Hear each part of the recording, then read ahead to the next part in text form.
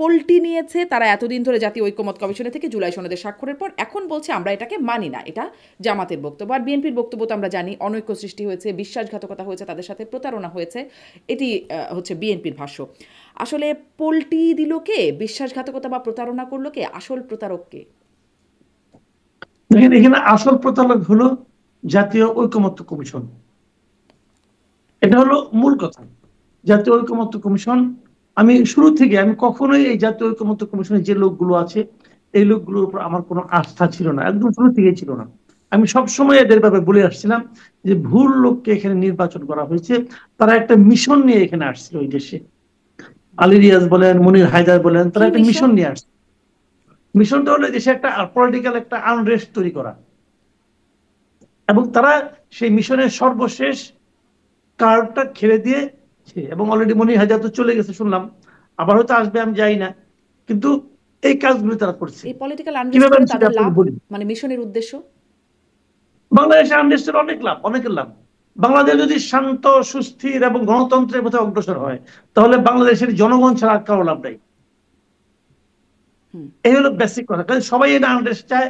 কারণ একটা প্রবাদ আছে বাংলায় যে ওলট পালট করে দিয়ে আমরা লুটে পুটে খাই। কারণ এই হলো মূল ঘটনা, এটি হলো বেসিক কথা। আমি আপনাকে বলি যে ঝামেলাটা কোথায় পাকছে। এই যে অনেকে বলতেছে না, জামাতের অথবা এনসিপির লোকজন বলতেছে কিন্তু যে কাবিনে সিগনেচার করেছেন, এখন সংসার করতেই হবে। এইগুলো হলো জানেন, মানে মানুষকে বিভ্রান্ত করার একটা প্রক্রিয়া। কাবিনে সিগনেচার করলে সংসার করতে হয় না, এটা মাথায় রাখতে হবে। কাবিন এবং সংসার এর মাঝখানে ডিভোর্স নামে একটা শব্দ আছে। কাজে ওইগুলি অত সহজ না বিষয়গুলি। বিষয়টা কি হয়েছে, তারা ঐকমত্য কমিশনের সনদে, জুলাই সনদে সিগনেচার করেছে, ঠিক আছে। এখন এটা কিন্তু দুইটা পার্ট, এক হলো জুলাই সনদ, আর এক হলো জুলাই সনদ বাস্তবায়নের আদেশ। জুলাই সনদটা কিভাবে বাস্তবায়ন হবে তার একটা আদেশ। আপনি আদেশটা কিভাবে দিবেন, আদেশটা কিভাবে বাস্তবায়ন করবেন, অনেকগুলি বাস্তবায়নের প্রস্তাব ছিল। আমি একটু সময় নিচ্ছি ডিটেলটা বলার জন্য আর কি। অনেকগুলি প্রস্তাব আসছে যে এটা আগামীতে যে সংসদ বসবে সেই সংসদে যারা নাকি এমপি হবে তারাই বাস্তবায়ন করবে, সবগুলি না। কিছু কিছু তো এখনই রাষ্ট্রপতির অধ্যাদেশের মাধ্যমে করা যাবে, যেগুলো আইন আছে। আর যেগুলোর জন্য প্রায় 48টার মতো আছে, যেগুলোর জন্য আপনার করতে হবে, আপনার কি বলে, সংসদের সংবিধান সংশোধন করতে হবে। এই ছিল মূলত। এখন সংবিধান সংশোধনের এগুলো সংসদে পাশ করাতে হবে 2/3 মেজরিটির মাধ্যমে।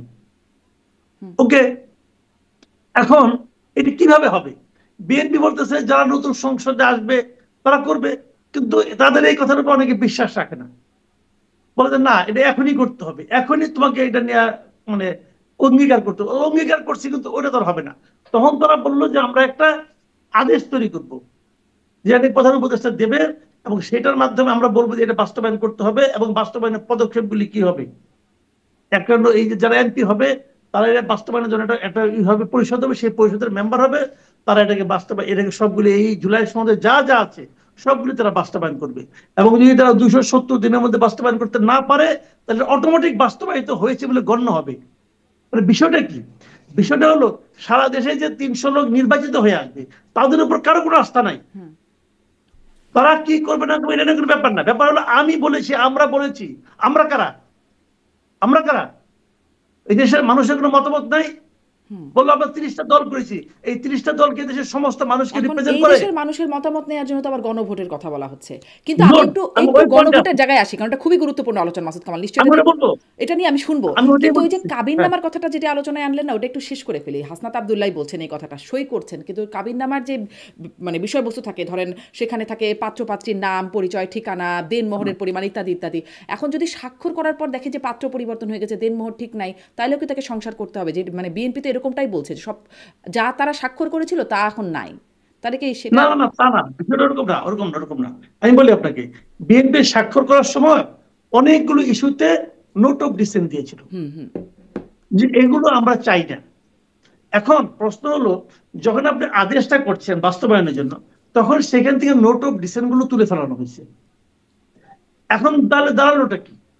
দাঁড়ালো হলো, যেমন ধরেন আমি একটা এক্সাম্পল দিয়ে বলি আপনাকে, যে উচ্চকক্ষ, উচ্চকক্ষ কিভাবে নিয়োগ করবেন আপনি, উচ্চকক্ষ গুলি কিভাবে নির্বাচন করবেন।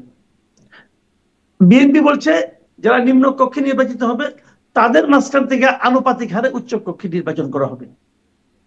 আর এই জামাত বলছে অথবা ইসলামী আন্দোলন বলছে যে না, সারা দেশের টোটাল যে ভোট প্রাপ্তি সেই অনুপাতে উচ্চ কক্ষ নির্বাচিত হবে। বুঝলেন? কিন্তু তাহলে উচ্চ কক্ষটা বিএনপি মানছে উইথ নোট অফ ডিসেন্ট। যখন আপনি এটা জনগণের কাছে পাঠাবেন যে তুমি এটা মানবা কি মানবা না, তখন তো এটা নোট অফ ডিসেন্টটা সহ থাকতে হবে। বিএনপির কথাই বলছে, আমি তো নোট অফ ডিসেন্ট দিয়েছি এবং নোট অফ ডিসেন্ট সহই তো আমি সনদে সিগনেচার করেছি। সনদে তো তারা সিগনেচার করছে, নোট অফ ডিসেন্ট ছিল। এখন যখন এটা আদেশ করতে যাচ্ছে তখন আর নোট অফ ডিসেন্ট নাই। তো বিএনপির আপত্তিটা তো জেনুইন আপত্তি রে ভাই, তার তো জেনুইন আপত্তি। এটা আপনি রাখেন নাই কেন? রাখে নাই কে? রাখে নাই হলো এই কমিশন, ঐক্যমত্য কমিশন। তাহলে ঐক্যমত্য এই কমিশন আলিমিয়াত এরকম, গং তারা রাখে নাই। ঐক্যমত্য কমিশনের প্রধান তো হচ্ছে ডক্টর ইউনূস, অতএব সরকারি আসলে এটি সরকারেরই আরেক রূপ বা সরকারি না, একটা সরকার বলবো না, এটা এটা এটা এটা সরকার না। ডক্টর ইউনূস প্রধান, কিন্তু এর বাইরে যারা আছে তারা তো বিভিন্ন জায়গা থেকে নিয়ে আসছে তাদেরকে। তাদের যদিও একটা করে পজিশন দেওয়া হয়েছে, একটা পদ দেওয়া হয়েছে, কিন্তু তারা তো বিভিন্ন জায়গা থেকে আনছে। এরা তো এটাকে ভুল, ইচ্ছে করে যারা ভুলটা করছেই কেউ না কেন সেটা বলে। এর পিছনে একটা বিরাট রাজনীতি আছে। আমি আপনার এরপর নিশ্চয়ই আপনি ইটা আনবেন, এই আপনার এই মানে গণভোট প্রসঙ্গটা আসবে পরে। আমি তার আগে এই রাজনীতিটা বলে নিই আপনাকে। বিরাট রাজনীতিটা হলো এখন বিএনপি পড়ে গেছে একটা মানে চেঙ্গির মধ্যে। আমাদের পুরান ঢাকা নিয়ে আছে না মানকে চিপা মধ্যে পড়ে গেছে। কিভাবে পড়ে গেছে? এখন বিএনপি যখন বলতেছে এটা আমরা স্বাক্ষর করবো, তখন তারা বলতেছে কেন আপনি সিগনেচার করছেন, স্বাক্ষর করতে হবে, এখন আপনাকে মানতে হবে। কারণ বিএনপি বলছে তোমরা যেটা বলতেছো যে আদেশটা, এটা তো আমি করি নাই, আমি তো এটা আমার তো নোট অফ ডিসেন্ট ছিল, নোট অফ ডিসেন্ট এখন কোথায় গেল ওইটা কিন্তু আর বলে না। বিএনপি যে কেন আপত্তি করতেছে এটা কিন্তু কেউ বলে না। তারা বলতেছে তুমি ওটা করো নাই কেন, তাহলে তুমি চাও না, তাহলে তুমি চাও না। এখন এটা হলো একটা উদ্ভট একটা ব্যাপার। এখানে আমাদের এখানে এই ধরনের অনেক রকম কথাবার্তা কিন্তু চলবে। কারণ বিএনপি যে চায়, বুঝছো, যে তুমি চাও তাহলে মানো। ভাই আমি তো নোট অফ ডিসেন্ট বলেছিলাম। এই হলো ক্যারিকেচারটা। এখানে বেসিক্যালি এই কাজটা করা হয়েছে বিএনপি কে পলিটিক্যালি কর্নার করার জন্য। বিএনপি এখন বুঝতে পারছে জিনিসটা, বিএনপিরও সমস্যা তাহলে কি আছে। বিএনপি কে কর্নার করা কি ঐক্যমত কমিশনের মানে উদ্দেশ্য? না, তাহলে কর্নার করা হলে এখন এই চান্সটা নিচ্ছে জামাত এবং অন্যান্যরা। ঐক্যমত কমিশনের উদ্দেশ্য হলো, ঐক্যমত কমিশন জানে যে একটা বড় দলকে ছোট দল দিয়ে কর্নার করা যায় না, ঝামেলা আছে কিন্তু। তাহলে কি হবে? এখন এরা চাবে কর্নার করতে, ও চাবে কর্নার না হতে, একটা বিরোধ তৈরি হবে। এখন একটা বিরোধপূর্ণ অবস্থা তৈরি হবে। এর বাইরে তো আওয়ামী লীগ আছেই বাইরে। তখন সব যখন সামগ্রিক অবস্থা হবে তখন কি হবে? নির্বাচন পিছিয়ে যাবে, বলবে নির্বাচনের পরিবেশ নাই। তো এই জিনিসটা ঐক্যমত্য কমিশনের কিন্তু কোনো সমাধান আকাঙ্ক্ষা ছিল না, তাদের আকাঙ্ক্ষা ছিল এটা যে আমি এমন কিছু একটা করবো যেটা নিয়ে সবাই উত্তেজিত হয়ে যাবে, সবাই বলবে যে এটা আমার পক্ষে গেলো, ওর পক্ষে গেলো, এটা আওলা বাজানো। কিন্তু আমি এই ক্ষেত্রে ঐক্যমত্য কমিশনের নিয়ত খারাপ ছিল, আমি বলবো নিয়ত খারাপ ছিল। মাহমুদুর রহমান মান্নার বক্তব্য দেখছিলাম যে প্রধান উপদেষ্টা একটা গন্ডগোল পাকিয়ে দিয়েছেন সংস্কার করতে গিয়ে, তিনি প্রধান উপদেষ্টার কথা বলছেন। মানে এই গন্ডগোলটা আমি যদি এভাবেই করে একটু প্রশ্নটা করি, মানে একটু আগের থেকে প্রশ্ন করি, যদি শুরু থেকে দেখি একদম ডক্টর ইউনূস এবং তার সরকারকে সব দল নির্বিশেষে এক বাক্যে সমর্থন দিল। তারপরে দেখলাম কিছুদিন পরে বিএনপি বলে আমাকে গুরুত্ব দিচ্ছে না, আমরা চাইলেও সাক্ষাৎ করতে পারছি না, এরকম একটা অবস্থানে গেল এবং খুব জামাত এর দিকে ঝুঁকে আছে সরকার, এরকম একটা অভিযোগ জামাত এনসিপির দিকে আছে, এরকম একটা বিষয় হলো। তখন একটু এরকমও দেখছিলাম বিএনপি আন্দোলনে যাওয়ার একটা হুমকি বার্তা দিচ্ছিল, 3 উপদেষ্টার পদত্যাগের কথা বললো। তারপর হঠাৎ করে লন্ডন বৈঠক হলো, উল্টে গেল পরিস্থিতি। তখন আবার জামাত বলতে থাকলো, এনসিপি বলতে থাকলো যে বিএনপির দিকে ঝুঁকে পড়েছে, আর বিএনপি তখন একরকম সব কিছুতেই মানি, আস্থায় পরিচয়। এমনকি প্রধান উপদেষ্টার মধ্যে শহীদ প্রেসিডেন্ট জিয়াউর রহমানকেও দেখতে পেলেন তারা। এই একটা অবস্থা চলে গেল। এখন আবার ঐক্যমত কমিশনের এটা শেষে আবার দেখা যাচ্ছে উল্টে গেল পরিস্থিতি। মানে এরকম কদিন পর পর গণেশ উল্টাচ্ছে কেন? না, এটা কিন্তু সম্পূর্ণ পলিটিক্যাল ব্যাপার না। এই পুরো জিনিসটা হলো ডক্টর ইউনূসের সমস্যা। ডক্টর ইউনূস মোটেই পলিটিক্যাল লোক না, এবং পলিটিক্যাল পার্টিগুলোকে কিভাবে হ্যান্ডেল করতে হবে উনি সেটা জানেন না। উনার সেই যোগ্যতা আল্লাহ দেয় নাই। অথচ উনি এমন একটা পোস্টে আসছেন যে পোস্টের দায়িত্ব হলো, মূল কাজ হলো পলিটিক্যাল পার্টিগুলোকে হ্যান্ডেল করা। যে কারণে উনি সিরিয়াস টাইপের লোক না রে ভাই।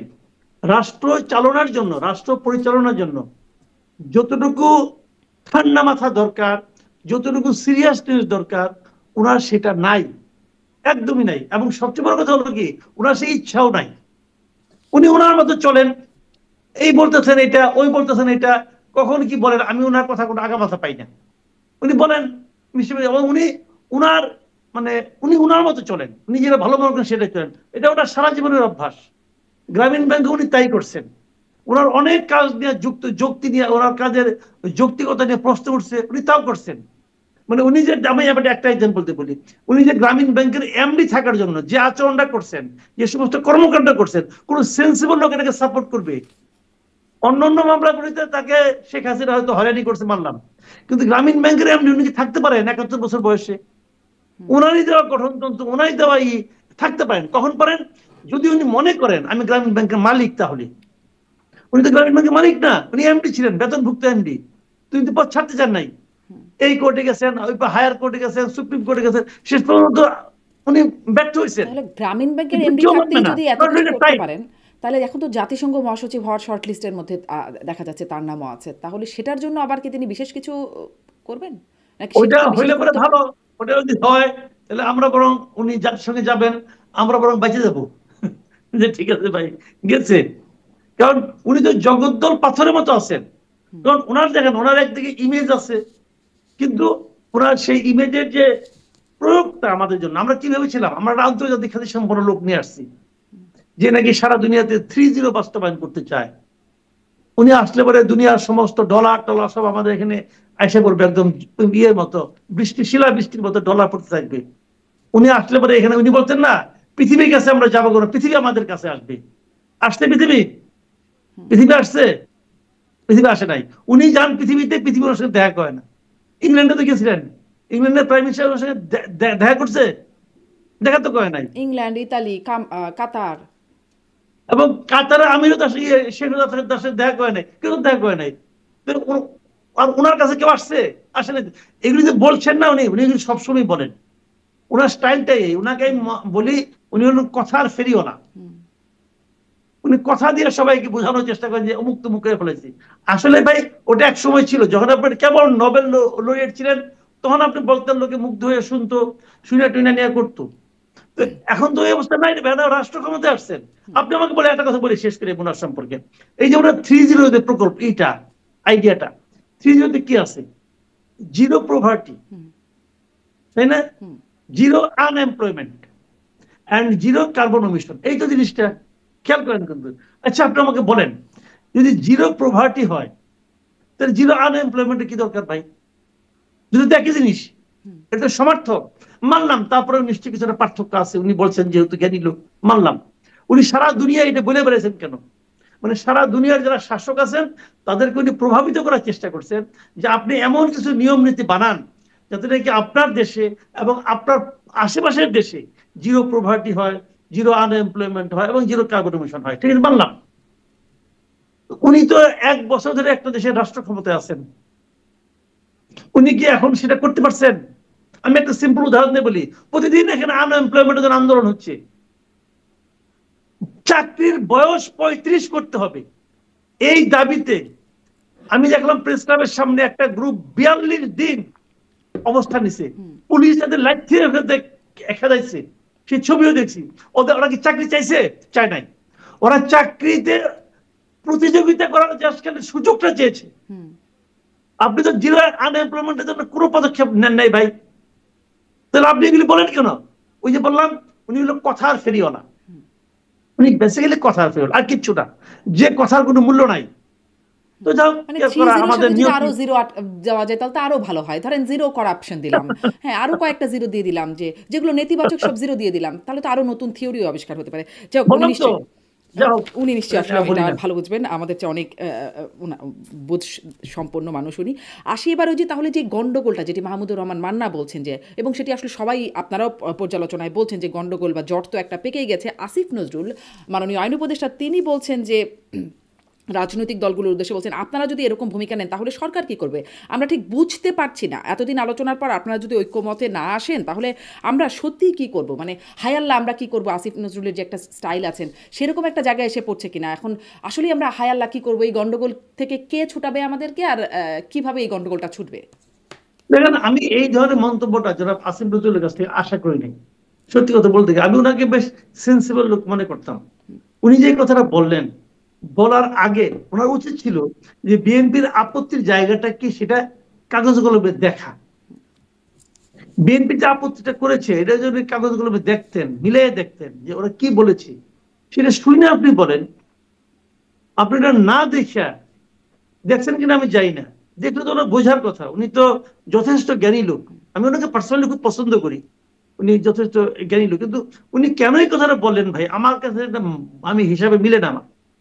বিএনপির, শুনেন ভাই, আমি নিজে বিএনপি করি না, কিন্তু বিএনপি যে দাবিটা আমার কাছে ভ্যালিড মনে হচ্ছে। বিএনপির যে আপত্তিটা, এটা ভ্যালিড আপত্তি। বিএনপির সঙ্গে তো মাহমুদুর রহমান মান্না বলতেছে, জুনায়েদ সাকি বলতেছে, এরা সবাই কিছুই বোঝে না। এটা আসিফ নজরুল বলতে পারলেন? এটা কি পলিটিক্যাল পার্টির ঝগড়া? না, এটা পলিটিক্যাল পার্টির ঝগড়া না। এখন আপনি যদি তো লাগাইতেছেন। এখন যদি আসিফ নজরুল বিএনপি যা বলছে সে সত্যি বলছে বা সঠিক বলছে এরকম কিছু বলে, তাহলে তো এমনিতেই এনসিপি তাদের ছাগল খাচ্ছে। এনসিপি বলছে আসিফ নজরুলের সেফ এক্সিট নাই, এরকম একটা অবস্থা। এরকম কথা যদি বলে ফেলেন তাহলে তো তিনি আরো বিপাকে পড়বেন না? যেমন যেমন মাহফুজ পড়েছেন। সেফ এক্সিট এনসিবির খুঁজতে হবে না, এনসিবি নিজের সেফ এক্সিট খুঁজতে বলেন। দুনিয়াটা তো সহজ না ভাই। অন্যের সেফ এক্সিট এনসিবি কে ভাবতে হবে না, তাদের সেফ এক্সিট খুঁজতে বলে। এটা আচ্ছা, কি করছেন না করছেন এটা হিসাব করেন। গত 1-1.5 বছরে আপনারা কি করছেন ওইটাও হিসাব হবে। ওইটা একটু খুঁজে দেখেন কি অবস্থায় আছেন আপনারা। এখন মানে সেফ এক্সিট এখন বর্তমানেই যেমন আছে সেখান থেকেই তাদের ক্ষমতা বা তাদের মানে তাদের সক্ষমতার জায়গাটা যে আমি আপনার কাছ থেকে জিজ্ঞাসা করি। নাসিরুদ্দিন পাটোয়ারি বলছেন যে এই যে বিএনপির যে নোট অফ ডিসেন্ট, এটিকে তিনি বলছেন নোট অফ চিটিং, এবং তিনি বলছেন যে ভাইয়াগিরি করার জন্য নতুন বাংলাদেশে এমনটি করতে দেয়া হবে না। মানে বিএনপি এই নোট অফ চিটিং দিয়েছে ভাইয়াগিরি করার জন্য, নতুন বাংলাদেশে এমনটি করতে দেওয়া হবে না। ঐকমত্য কমিশনে বিএনপি কিছু করতে চাইলে তরুণরা প্রতিহত করবে। আর তার আগেই কিন্তু সালাউদ্দিন আহমেদের বক্তব্যের প্রেক্ষিতে তিনি বলছিলেন বেশি হাসি আসলে আমাদের কাছে আসবেন, কান্না ছুটিয়ে দেবো। মানে শুনেন, এনসিপির কি কান্না ছুটিয়ে দেওয়া বা প্রতিহত করে ফেলবে বিএনপিকে, এরকম সক্ষমতা এনসিপি রাখে? না, তাদের সেই সক্ষমতা নাই। আমি একটা এক্সাম্পল দিতে বলি, ওনারা বলেন না কিছু হলে খালি তরুণদের অজুহাত দেন, যে তরুণদের নিয়ে, ইয়াংদের নিয়ে, স্টুডেন্টদের নিয়ে আমরা হ্যান করব ত্যান করব। ভাই, আপনাদের সঙ্গে স্টুডেন্টরা আছে, আছে। এই যে ডাকসু, জাকসু, রাকসু, চাকসু, মানে আপনার 4টা ইউনিভার্সিটিতে যে ছাত্র সংসদ নির্বাচন হলো, একটাতেও এনসিপির যে ছাত্র সংগঠন আছে কেউ বিজয়ী হয়েছে? বাদ দেন বিজয়ী হওয়া, একটাতেও তারা প্রতিদ্বন্দ্বিতা করতে পারছে, সেকেন্ড পজিশনে আসতে পারছে কোন একটা ইউনিভার্সিটিতে, কোন একটা পোস্টে? পারছে ভাই। এদেশের তরুণ সমাজ আপনাদেরকে প্রত্যাখ্যান করেছে। এই তথ্যটা যত দ্রুত আপনারা আপনাদের মগজের মধ্যে নিতে পারবেন, কিন্তু তত মনে করেন যাদেরকে আপনারা গ্রহণ এই করেছে পথে আসবেন। তারা যদি তাদের সাথে থাকে, আমি বলছি শিবির জামাতের কথা বলছি, যে তারাও তো একই রকম দাবি কথা বলছে, তারা যদি সাথে থাকে তাহলে কি প্রতিহত করতে পারবে বা ওই যে কান্না ছুটানোর মতো সক্ষমতা তারা রাখবে? তারা, হ্যাঁ, তারা যদি সঙ্গে থাকে তাহলে তারা আওয়াজ তুলতে পারবে। এর চেয়ে বেশি কিছু না রে ভাই। শুনেন, বিষয়টা হলো কি, এনসিপির যতগুলি সফল প্রোগ্রাম আছে বাংলাদেশে, যতগুলো, তার সঙ্গে সবসময় সে দুইটা শক্তি পাশে পাইছে। একটা হলো জামাত শিবির, একটা হলো সরকার। এর মধ্যে যদি সরকার তার সঙ্গে না থাকে তাহলে ভাই এরা নো হয়। আমরা কিন্তু নিশ্চিত থাকেন ভাই, আমরা তো মাঠে ঘাটে যাই, তাই না? আমরা তো মাঠে ঘাটে যাই, দেখি তো অনেক জেলা পর্যায়ে এনসিপির কিছুই নেই, কেউ ছিলেন এনসিপির পাবলিক। আর ভোটের বাজারে যে কি হবে, আল্লাহ আল্লাহ রহম করুক, জানি না কি হবে। আমি এই দলটাকে নিয়ে আমি পার্সোনালি খুব আশা করছিলাম যে এরা বোধহয় ভালো কিছু করবে, এবং আমি মানে খুবই আশাবাদী ছিলাম আমি যে কিছু একটা ভালো হবে। কিন্তু এদের কিছু নেতৃবৃন্দের উল্টাপাল্টা কথা, উল্টাপাল্টা কর্মকাণ্ড, এবং এগুলি দিয়ে মানুষের কাছে তারা নিজেদেরকে একটা সন্দেহযুক্ত দলে পরিণত করছে। এনসিপির প্রসঙ্গ এবং যখন আসলো, আমি আসলে মূল প্রসঙ্গটাতে যাব। গণভোট একটা খুবই গুরুত্বপূর্ণ, কিন্তু এনসিপি প্রসঙ্গ যেহেতু আপনি বলছেনই, এতদিন ধরে শাপলা শাপলা শাপলা এতই গুরুত্বপূর্ণ মনে হলো শাপলা পেলেই যেন জয় হয়ে যাবে, শাপলা ছাড়া নির্বাচনই যাবে না, আর নির্বাচন কমিশনও দেবে না দেবে না এরকম একটা অবস্থা, দুইটাই একরকম একটা একগুয়ে অবস্থায় আছে।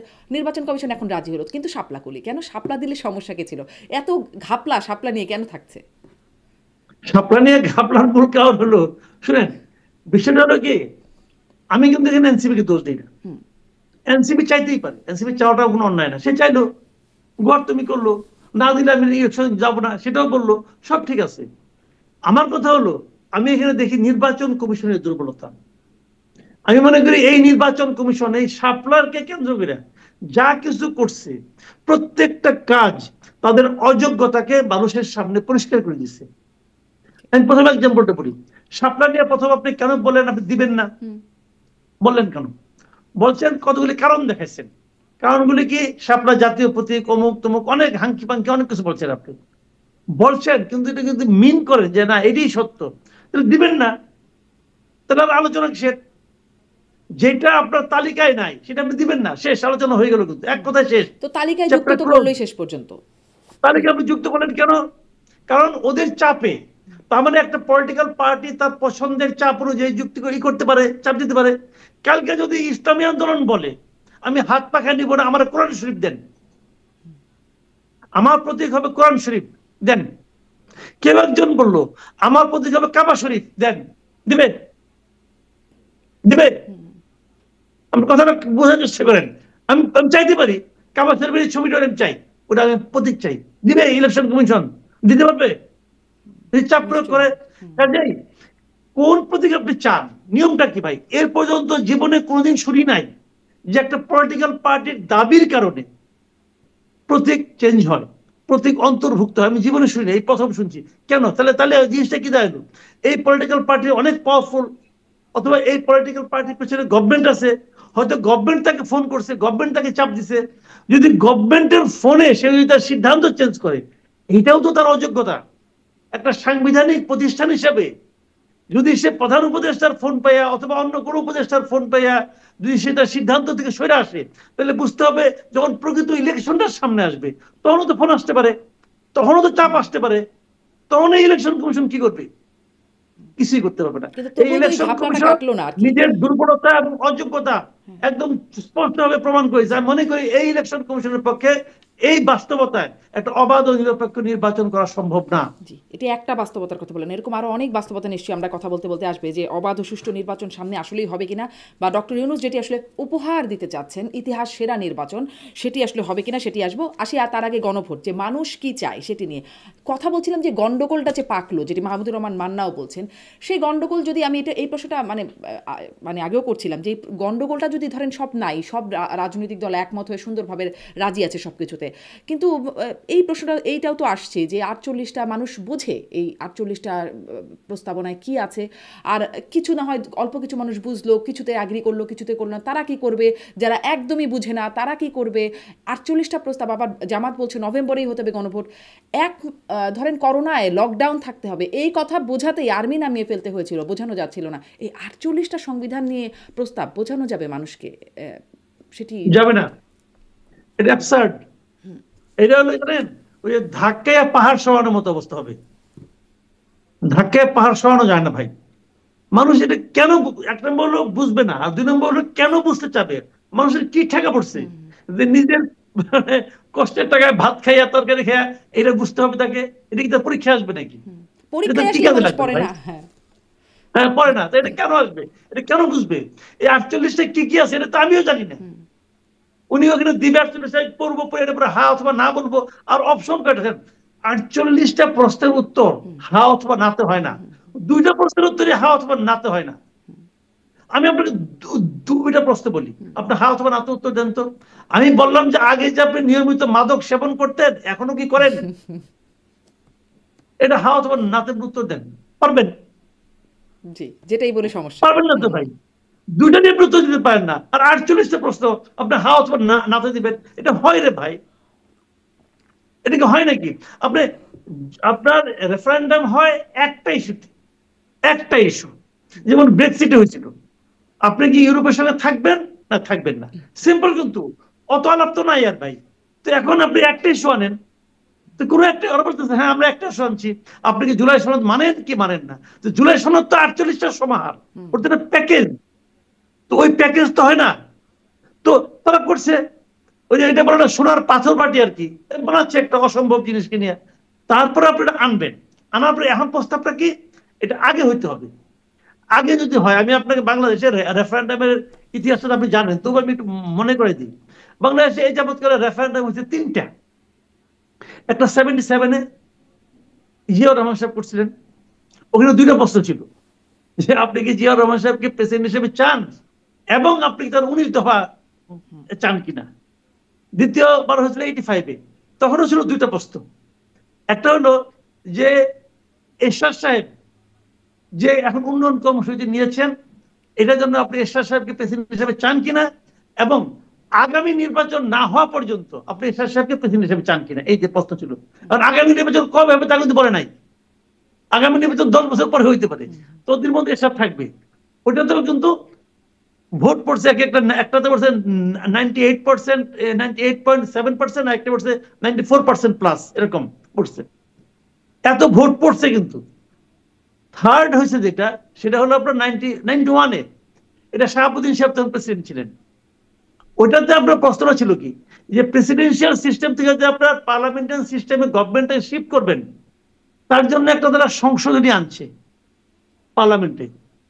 ওটা শাহাবুদ্দিন সাহেব প্রশ্ন করেছেন যে এই সংশোধনীতে রাষ্ট্রপতি শাহাবুদ্দিন সাহেব সিগনেচার করবেন কি করবেন না। That was the question. খেয়াল করেন কিন্তু পাবলিক কি বুঝবে এটা। ওটা লেগছে যে সংবিধানের অততম সংশোধনীতে রাষ্ট্রপতিকে সিগনেচার করবেন, তা হ্যাঁ অথবা না। জানেন ভোট পড়ছিল কত?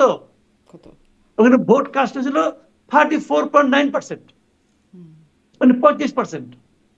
যদি 35% আমি ধরি, তাহলে 65% লোক কিন্তু ওই রেফারেন্ডামে অংশই নেয় নাই। তাদের ওই হা অথবা না কোনো আগ্রহ ছিল না। তো যদি 65% লোককে আপনি মানে তার মধ্যে আগ্রহ সৃষ্টি করতে না পারেন, কারণ ওইটাই ছিল জেনুইন রেফারেন্ডাম।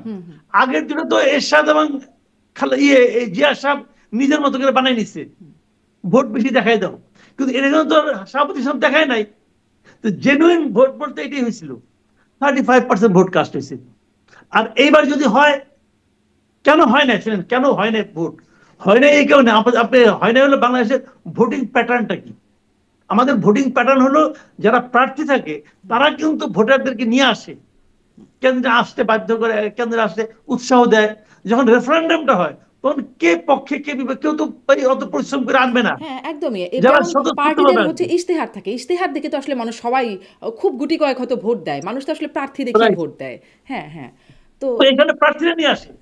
এখানে কি হয়েছে এবার যখন আপনি এই রেফারেন্ডামটা করবেন, তখন যদি ভোট যদি 30% পড়ে, তাহলে কিন্তু এক ধরনের নৈতিক পরাজয় আপনার এমনি হয়ে গেল, যে 70% লোক এই রেফারেন্ডামের ব্যাপারে কোনো আগ্রহই নাই। আর তারপর এইটা জামাত কেন বুঝে না আমার কাছে ক্লিয়ার না, বুঝছেন? বুঝে না মানে কি, যদি আপনি নভেম্বরে রেফারেন্ডাম করতে চান, তাহলে বিএনপি কি এতে রাজি হবে? হবে না তো। হার্ড লাইনে আছে। তারপর যদি বিএনপি রাজি হয়, আমি তো মনে করি বিএনপি রাজি হওয়া উচিত। যদি বিএনপি রাজি হয়ে যায়, তাহলে বিএনপি যে এটা চাপে পড়ে যে রাজি হলো, বিএনপি লোকজনকে হা ভোট দিবে। যদি না ভোট দেয়, বিএনপি তো ইতিমধ্যে না ভোটের ক্যাম্পেইন করছে। বিএনপি মানে সামাজিক যোগাযোগ মাধ্যমে না ক্যাম্পেইন করছে।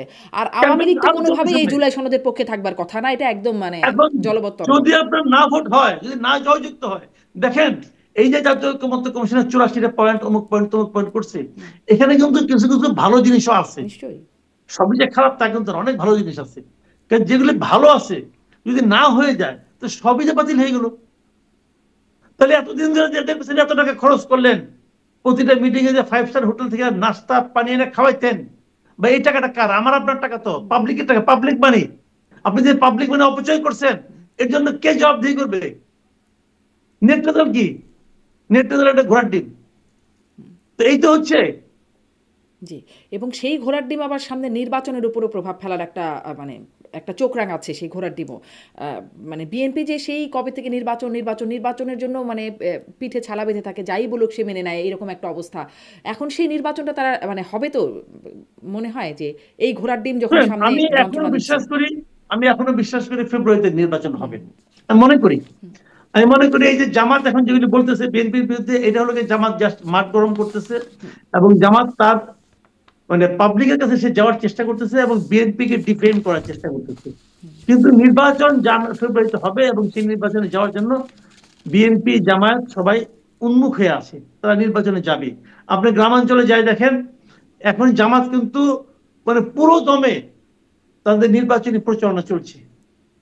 তারা ফজরের নামাজ পড়েই কিন্তু নির্বাচনী প্রচারণা শুরু করে দেয়, এবং নির্বাচনী প্রচারণা সারা দেশে চলছে, এবং নির্বাচন ফেব্রুয়ারিতে হবে। এর আগে যা কিছু দেখতেছেন এই সবই হলো যার যার মাঠ গরম করা। এবং এই যে মাঠ গরম করার পাশাপাশি এটা কোন পর্যায়ে যাবে জানি, এটাকে আবার ইস্যু করে কেউ অন্য কেউ চলে আসে কিনা তা আমি বলতে পারবো না। এই যে ইস্যুটা তৈরি করার জন্য, ইস্যুটা কিন্তু বানিয়ে দিয়ে গেছে আবার ঐক্যমত্য কমিশন। ইস্যু করে অন্য কেউ চলে আসে কাজে মানে? অন্য কে? এটার মানে যা বলছি ওইটুকুই, ওইটুকুই বুঝে নেন। হ্যাঁ, মানে অন্য কে চলে আসতে পারে সেটি আর বলবেন না?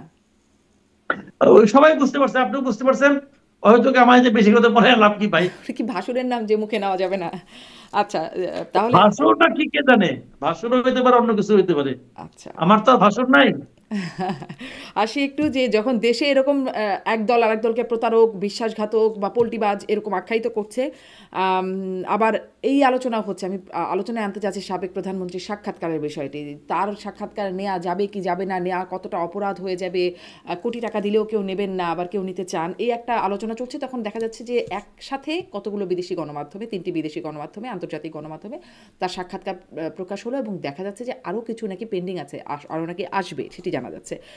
আসলে কি বার্তা দিলেন তার কিছু বিষয়ও আমি ভেতর থেকে আনবো, কিন্তু এই সময়ে এসে এরকম সাক্ষাৎকার কি বার্তা পাওয়া গেল?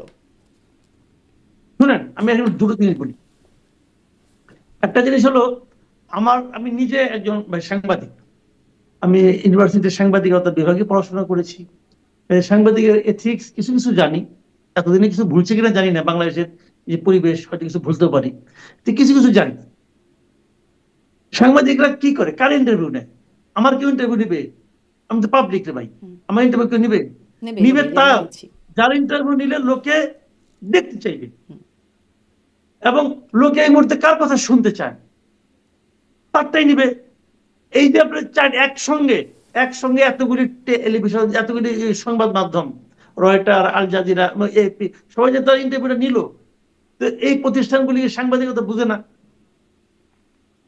তারা তো তারটা নিয়েছে, কারণ তারা জানে যে ওনারটাই লোক এখন শুনতে চাচ্ছে। আপনি করলেন কি, মাঝখানে মাস্তানি করে বলে দিলেন তার কথা প্রচার করা যাবে না, বলছে তো প্রচার হচ্ছে না দেশে। এই 5টা 6টা মিডিয়ার ইন্টারভিউকে অনুবাদ করে প্রথম বড় ছাপে নাই, আরো অনেক মিডিয়া ছাপছে। ছাপছে কেন?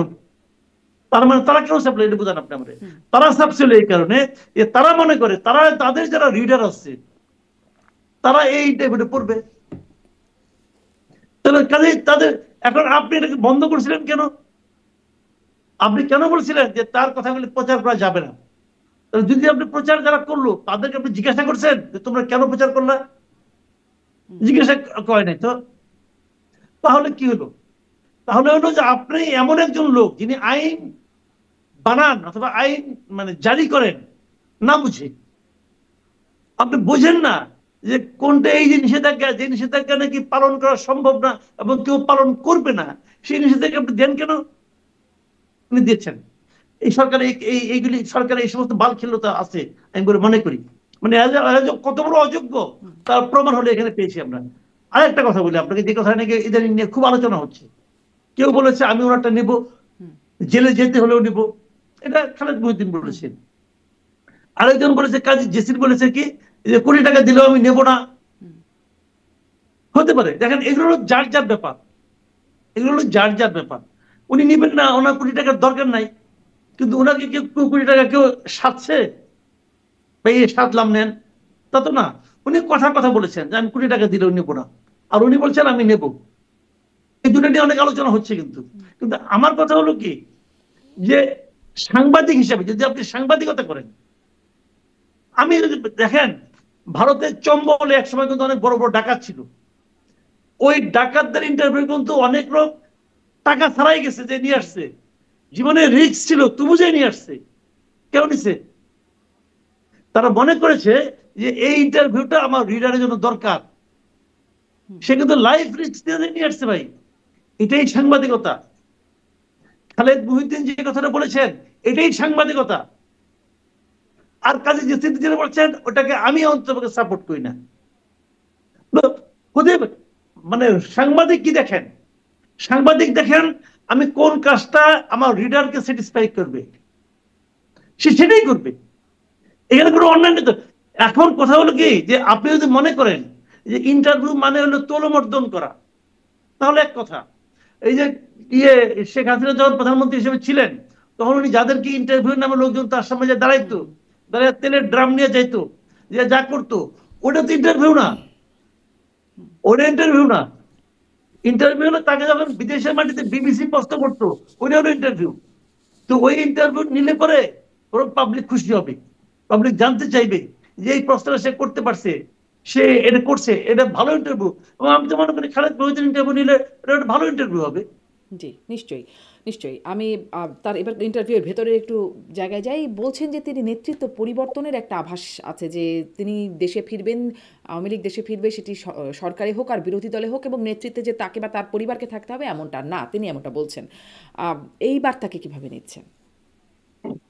হ্যাঁ, উনি কি বলছেন না বলছেন সেটা তো আমাদের এখানে বিভিন্ন মিডিয়াগুলি বলছে, এবং ওনার কথাকে আমি আসলে অতটা মানে করি না, মানে আপনি গুরুত্ব দেই না, আমি দেই না। কারণ দেখেন, আপনি যদি বিদেশে থাকেন, ধরেন আপনার, আমি ব্রেক্সিটের কথা আবার বলি। ব্রেক্সিট যখন হয় তখন ডেভিড ক্যামেরন ছিল প্রাইম মিনিস্টার। ব্রেক্সিটে ভোটে মানে আমরা নাটা বিজয়ী হয়ে গেল, মানে আপনার তারা ইউরোপের সঙ্গে থাকবে না। ডেভিড ক্যামেরন থাকার পক্ষে ছিলেন। ডেভিড ক্যামেরন এটা নীতিগত অবস্থান ছিল। সেই নীতিগত অবস্থান দেখেন যে ওনার যে নীতিগত অবস্থানটা জনগণ সেটাকে চাচ্ছে না। তাও তো মাত্র 1% ভোটের ডিফারেন্স কিন্তু ছিল, 49 আর 51 ছিল, এই ছিল ডিফারেন্সটা। তো উনি কি করলেন? উনি কিন্তু প্রাইম মিনিস্টার পোস্ট থেকে পদত্যাগ করলেন। তার দল থাকলো, তার দল থেকে আরেকজন হলো, উনি হলেন না কিন্তু, লক্ষ্য করেন উনি কিন্তু রিজাইন করে চলে গেলেন। এইটা হলো কি? এটা হলো মানুষের মতামতকে অনার করা এবং দলকে নতুন নেতৃত্বের হাতে ছেড়ে দেওয়া। এটাই ডেমোক্রেসি। আমি ছাড়া দল অচল, এটা ডেমোক্রেসি না। কারণ উনি আসবেন না, ওনার, আরে ওনাকে দল নেবে কিনা এটা হলো প্রশ্ন। উনি যদি বলতেন যে যে ঘটনা ঘটছে তারপরে আমার দল যদি আমাকে নেয় তখন আমি ভেবে দেখবো, তা তো না। উনি আমি থাকবো না, আমার অমুক থাকবে না, আমার দলের ফ্যামিলি, তার মানে কি? ওনার মন মানসিকতা এখনো কিন্তু একনায়কতান্ত্রিক রয়ে গেছে। এই মন মানসিকতাকে আমি অনার করি না, এটা ঠিক না। তিনি তো দেশের বলছেন যে আওয়ামী লীগ তার পরিবারকেই থাকতে হবে এমনটি না, মানে তার বক্তব্য হচ্ছে যে অর্থ কি দেবে? তার পরিবার থাকার কথা কি বলছে? কেউ তার কাছে কান্নাকাটি করছে যে আপনি থাকেন, আপনার ফ্যামিলি তার থাকুক? নেতাকর্মীরা তো করে, কান্নাকাটি তার করতে নেতাকর্মীরা তো দেখা যায় যে করে করতে পারে। কান্নাকাটি। তার যেগুলো ইন্ডিয়ায় গেছে মাল পানি নিয়ে, তারা মাঝে মাঝে তাদের শোনায় যে আপনি ছাড়া দেশ চলবে না। উনি কি অমর নাকি? উনি কি অমর? দেশ চলবে না? দেশ চলে, দলও চলে, সবই চলে। বরঞ্চ এইগুলো কথার কথা। এখন একটা আইকন তো লাগে যে যাকে সামনে নিয়ে আমরা অগ্রসর হবো, কিন্তু সেই আইকনটা উনিই থাকতাম। উনি যদি এই প্রয়োজনে বলতেন, যে কথা বলছেন এটা বলা দরকার, উনি যদি বলতেন যে আমি আশা করব আমার দল নতুন নেতৃত্ব বেছে নেবে, প্রয়োজনে তাদেরকে আমি হেল্প করবো, এটাও যদি বলতেন তাহলে সেটা হয়তো সবচেয়ে ভালো হবে। সেটা হয়তো দেশে যারা আওয়ামী লীগ করে এখনো, দেশে যারা আওয়ামী লীগকে সমর্থন করে এখনো, তাদের জন্য একটা পজিটিভ বিষয় হইতো। উনি কিন্তু নিজে না সরলে, আমাদের দেশে আওয়ামী লীগকে গত 15 বছরে উনি যা বানাইছেন, উনি যদি নিজের থেকে না সরেন তাহলে কিন্তু ওনার কেউ সরানোর কথা বলতেও পারবে না। তাহলে এটা তো হলো না। উনি যদি আওয়ামী লীগকে ভালোবাসেন, ওনার উচিত ছিল নিজে থেকে সরে যাওয়া এবং নতুন নেতৃত্বের হাতে আওয়ামী লীগকে দেওয়া। কাজে উনি এগুলি কি বলছেন কি বলছেন না এটা অন্য হিসাব। আমার হিসাব, পার্সোনাল হিসাবে, ওনার পরিবারের লোকের যে ইমেজ তৈরি হয়েছে এবং যে সমস্ত কর্মকাণ্ড ওনার ফ্যামিলির লোকজন করছে, ওনার ভাই ভাতিজা, ওনার চাচতো, ওনার কাজিন যারা আছে, এরা এই তাপস টাপস যারা, সেই হেলাল, শেখ হেলাল, তারপরে আপনার এই কি বলে যারা ছিল আর কি, তার ইয়ে ভাইয়ের জি, ছেলে কারোরই তাপস, রেকর্ড ভালো তারপরে না। আপনার পরশ, হ্যাঁ, শেখ সেলিম, এরা যা করছে, এরাই দেশে আইসা নিয়ে আবার আবার সেই রাজত্ব করব, এত সহজ না। বাংলাদেশের মানুষ অত বোকা না। আচ্ছা, কিন্তু আপনি বলছিলেন যে যে নিজে সরে যাওয়া, এটি যেমন সংস্কৃতিটা আমাদের দেশে নাই, ব্রেক্সিটের উদাহরণ বারবার দিচ্ছিলেন, সেরকম নাই, এবং বাংলাদেশ আসলে ক্ষমা চাওয়ার সেই রকম একটা দৃষ্টান্তও নাই। এমনকি জামাতকেও আমরা বলতে শুনি, জামাতের আমির বলেন 47 থেকে 25 পর্যন্ত যদি কারো মনে কষ্ট দিয়ে থাকি, কোনো ভুল করে থাকি, সেজন্য তিনি নিঃশর্ত ক্ষমা চান। মানে অনেকগুলো যদি, অনেক ভেগ, অনেক ওয়াইড করে রেখে তিনি বলছেন। শেখ হাসিনার কাছেও যখন এই প্রশ্নটি ছিল, তিনি নিজের দায় তো অস্বীকার করেছেনই, কিন্তু তিনি বলেছেন তিনি আলটিমেট লিডারশিপ রেসপন্সিবিলিটি সেটা তিনি নিচ্ছেন, এবং তিনি কিছু ভুলের কথা বলছেন। তিনি বলছেন চেইন অফ কমান্ডে কিছু ভুল ছিল, এবং কদিন আগে এপিতে দেয়া তার পুত্র সজীব অজয় জয়, তিনিও বলছেন যে ইনিশিয়াল কিছু মিস্টেক ছিল। মানে এই বিষয়গুলো একটা অবস্থান নেয়ার দিকে যাচ্ছে বলে মনে হয়, নাকি আসলে মানে ভুল হ্যাঁ, বিষয়টা? কিছুদিন কিন্তু আছে। জি। তারা তো শুরু থেকে এই ভুলগুলো স্বীকার করতো না, এখন করতেছে। আমি মনে করি এটা ভালো, এই মানসিকতা ভালো, ভুল স্বীকারে মানসিকতাটা খুব ভালো। আমাদের দেশে এটা নাই, বাট থাকা উচিত। কিন্তু হয় কি, মানে ভুল স্বীকার করতে যায় না, নানা রকম ক্যারিকেচার করে সবাই। এটা পেঁচা, ওটা পেঁচা, ওটা পেঁচা। ভাই, এই প্যাচ পুচ ভালো না, বুঝছেন? পেঁচাতে গেলে না ওই সুতার মধ্যে নিজেরও মানে পা হাত আটকে যায়। আমি একটা এক্সাম্পল দিয়ে বলি আপনাকে। ডাক্তার শফিকুর রহমান কি বলছে, 1947 সাল থেকে আজকে 22 অক্টোবর রাত্র 8টা 11 মিনিট পর্যন্ত যদি আমাদের আচরণে কেউ দুঃখ পেয়ে থাকেন তাহলে, আচ্ছা এর মধ্যে তো 2024 ছিল, 2024 তো শেখ হাসিনা তার আচরণে দুঃখ পেয়েছে, তাহলে কি সে শেখ হাসিনার কাছে ক্ষমা চাইছে নাকি? চাইছে? তো এইগুলি ভাই বুঝলাম না, এগুলো জানেন কি, একটা জিনিসকে ঢাকার জন্য অনেক নাটক করে। বা এত নাটক হতে কিছু নাই, আপনি স্ট্রেট হতে বলে দেন যে 71-এ আমার দল যে ভূমিকা নিয়েছে সেই ভূমিকার জন্য আমরা ক্ষমা প্রার্থী। সিম্পল। তারা আপনি বললে হবে না, আপনি কে, আপনি বললে হবে না, আপনার দল একটা রেজলিউশন নেই যে দল হিসাবে আমরা যা করেছি এটা ঠিক করিনি, এই জন্য জাতির কাছে আমরা ক্ষমা প্রার্থী। এটা বললে পর আপনাদের মান সম্মান যাবে না। আপনারা তো অনেক কিছুই করতেছেন, মানে ভোট পাওয়ার জন্য তো পাগল হয়ে গেছেন। পাগল হইতে হইতে বলে দিয়েছেন যে মেয়েদের জন্য আপনার কর্মঘন্টা 5 ঘন্টা করবেন, এটা তো বলছেন। আপনার কাছে কেউ চাইছে? বাংলাদেশে কোনো মেয়ে আপনার কাছে বলছে যে আমরা আমাদের কর্মঘন্টা কবে 5 ঘন্টা করেন? কেউ তো চায় নাই। তা আপনি এটা দেওয়ার জন্য এত পাগল হয়ে গেছেন কেন? তার মানে আপনি আপাতত 8-এর থেকে 5-এ আসছেন, পরে এক সময় ধীরে ধীরে 5-এর থেকে এটা শূন্যতে নিয়ে যাবেন। বলতে মেয়েদের কোনো কাজকর্ম করার দরকার নাই, ঘরে বই থাকো। ভাই এইগুলি মানুষ বুঝে, এই ৫ এত ঘন্টাতেও রাজনীতি তো করা আসলে ঠিক না। এটা আমাদের নিজেদের মানে কর্ম অভিজ্ঞতা থেকে বলি, অনেকেই মাতৃত্বকালীন ছুটি দিতে হয় বলেই মেয়েদেরকে অনেকে চাকরিতে নিতে চায় না, যে অনেকে চাকরি বেসরকারি দেয় না অনেক তো, চাকরিতে। যখন জানবে একটা অনেকে মেয়েকে চাকরি দেয় ৫ না। ঘন্টা কাজ করবে, তখন তাকে কেন নেবে একজন এমপ্লয়ার, যে আমি একটা পুরুষকে নেব, সে অন্তত ৮ ঘন্টা কাজ করবে, বেশি সার্ভিস পাবো, তাই নয় কি? এবং তারপরে বুঝলেন ভাই, এগুলি মন পৌঁছলে তো অনেক খারাপ। সেটাই। মানে এটা হচ্ছে জানেন, তার হচ্ছে বড় কথা, কোন নারী কি আপনার কাছে বলেছে, কেউ কি দাবি করেছে আপনার কাছে যে আমাদের কর্মঘন্টা কমান, আমি পারি না 8 ঘন্টা বলতে? কে বলছে? কেউ তো বলে নাই। তো আপনি নিজের থেকে এগুলি বললে তার মানে কি, সে ভোটের জন্য পাগল হয়ে গেছে, ভাই আমাদের ভোট দাও, আমাদের ভোট দাও, এইগুলি বোগাস। জি, আপনি ওই যে নির্বাচন নিয়ে কয়েকটা জায়গায় প্রশ্নের আছে, গণভোট ইত্যাদি আরো অনেক কিছু বিষয়ে চোখ রাঙাচ্ছে, নির্বাচনের উপর একটা আহ, শঙ্কার কারণ তৈরি করছে কিনা সেই প্রশ্নটা করছিলাম। তার সাথে সাথে এটাও একটু যুক্ত করি যে শেখ হাসিনা বলেছেন তার ভোটারদেরকে বা সমর্থকদেরকে, আওয়ামী লীগের সমর্থকদেরকে ভোট বয়কট করতে। এখন আমি এই প্রশ্নটা করছিলাম একজন আওয়ামী লীগ নেতাকে, যে শুধু বয়কট নাকি বানচালও হবে আর কি। সেটি এখনো পর্যন্ত তাদের সিদ্ধান্তের মধ্যে নাই বলে তিনি জানাচ্ছিলেন। কি মনে হয় বয়কটের ইম্প্যাক্টটা কেমন হবে, প্রভাব কেমন হবে? না না, শেখ হাসিনা তো বানচালের কথা বলে নাই। না, বয়কটের কথা বলেছে। হ্যাঁ, আচ্ছা। তো এখানে আমি মনে করি এই সিদ্ধান্তটা কিন্তু অনেক বড় প্রভাব ফেলবে।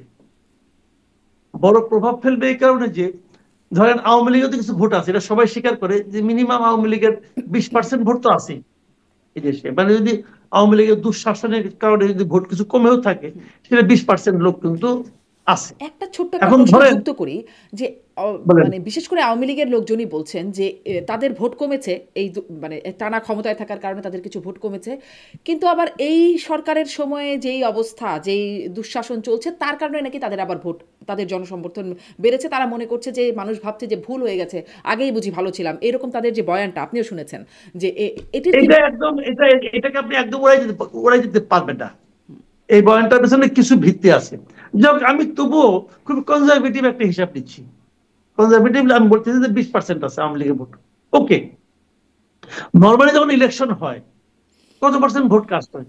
70% ভোট কাস্ট হওয়া মানে অনেক ভোট কাস্ট হওয়া, ঠিক না? 70% ভোট কাস্ট হওয়া মানে অনেক ভোট কাস্ট হয় কিন্তু। তো সেই 70% তো হয় না, তবু ধরলাম 70%। সেখান থেকে আপনি 20% স্টেট হতে বাদ দেন, কত থাকে? 50%। আর যখন আওয়ামী লীগের ভোট না হবে, আওয়ামী লীগ যখন না থাকবে, ব্যালট পেপারে নৌকা মার্কা থাকলো না, তখন কি হবে?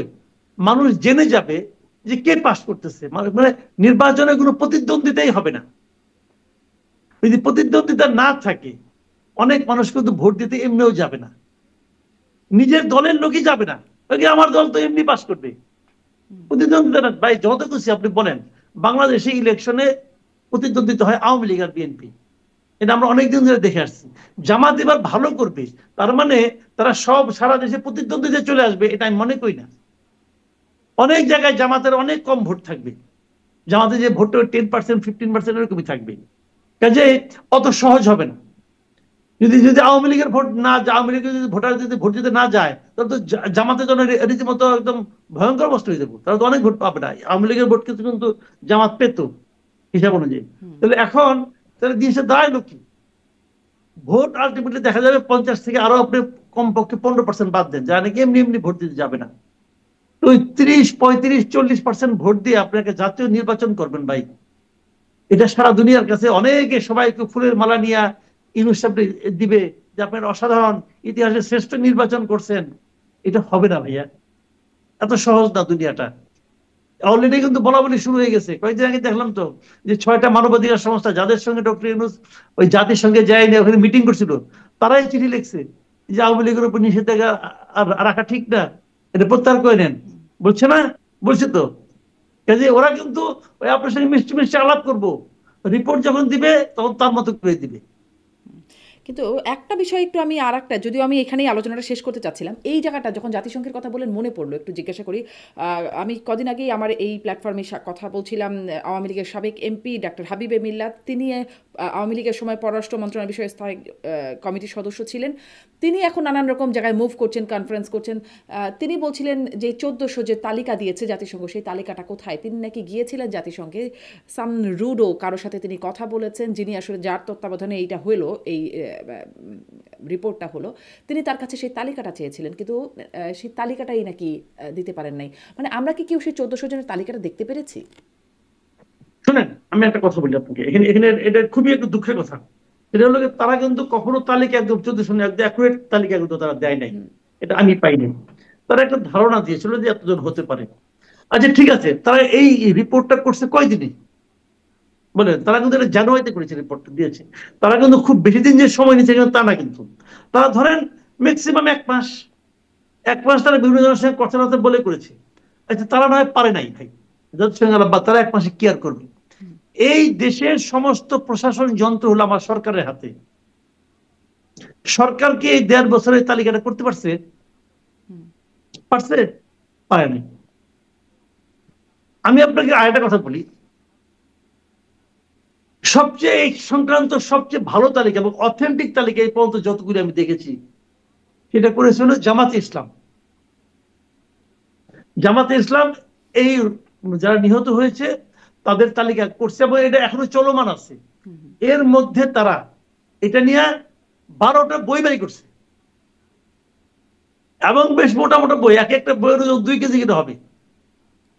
সেই বইয়ে তারা প্রত্যেকটা নিহত ব্যক্তির ছবি, ফ্যামিলির ছবি, তার ন্যাশনাল আইডি কার্ডের ছবি, কোথায় মারা গেছে সেই ঘটনার বর্ণনা, হাসপাতালের সার্টিফিকেট, সমস্ত কিছু আপনি ওটা দেখলে বুঝবেন যে এই লোকটা আসলে কোথায় মানে অত্যন্ত গুরুত্বপূর্ণ একটা কাজ জামাত ইসলাম করছে।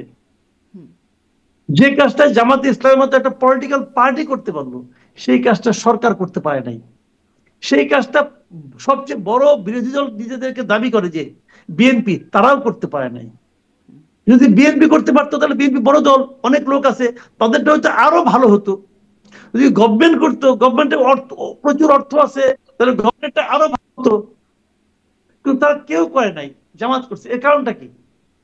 এর কারণটা হলো তারা আসলে করতেই চায় না, তারা করতেই চায় না। জামাত করতে চায়, জামাত করেছে। আমি কিন্তু এখানে জামাতকে ধন্যবাদ দেবো, জামাত একটা বেসিক কাজ করছে, এই কাজটা আর কেউ করে নাই। ওদের এখানে লক্ষ্য হলো যে কিভাবে ক্ষমতায় যাওয়া যায়, কিভাবে ক্ষমতায় থাকা যায়, ক্ষমতায় গেলে এবং থাকলে আয় ইনকাম ভালো হয়। জামাতের তালিকায় কতজন আসলে এসেছে, যেটা একদম অথেন্টিক? জামাতের